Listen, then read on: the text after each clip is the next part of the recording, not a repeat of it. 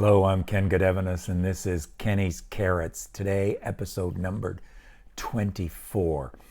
Our title today for episode 24, Sin, Democracy, and Equality. And we're going to take some quotes from Christopher Watkins' Biblical Critical Theory. Stay tuned, you'll like this. Equality, he writes, is affirmed in creation, the image of God, in the fall, the universality of sin, and as we shall see later, in redemption, through salvation freely offered to all by God's grace.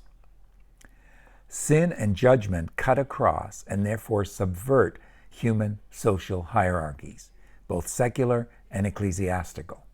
In Dante's Divine Comedy, there are popes in hell and emperors in purgatory, for whom no amount of power, influence, or wealth could overturn the democratic principle that, quote, the soul who sins shall die, end of quote, Ezekiel 18, verse 20, English Standard Version.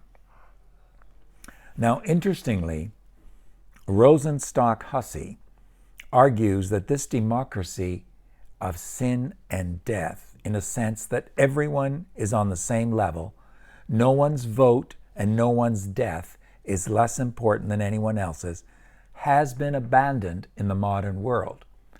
He writes, when Dollfuss, the Chancellor of Austria, was deliberately deprived of the comfort of the last anointment, when confession and the solace of a priest were denied to the victims of a German purge in 1934, the Christian democracy of the dead and the dying was no longer real.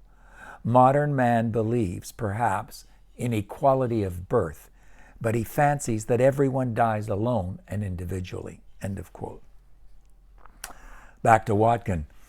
In a biblical frame, all die equal because all face God naked and on the same footing as sinners needing grace. Understood properly, this cannot but cast a long shadow over earthly inequalities, relativizing them and providing a point of leverage from which to critique and subvert them.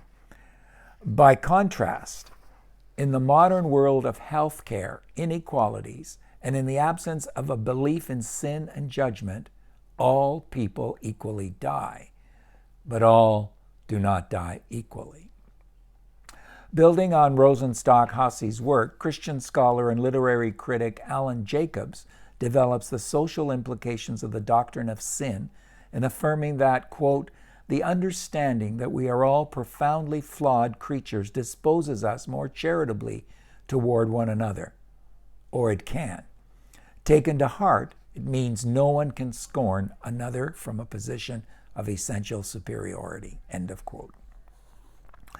And I leave you with this thought, as Reinhold Niebuhr summarizes, quote, man's capacity for justice makes democracy possible, but man's inclination to injustice makes democracy necessary, end of quote. That's it for this time. We're Kenny's Carrots, and you can subscribe to get these all the time from our YouTube channel, Digging for Scriptural Gems. Thanks for joining us.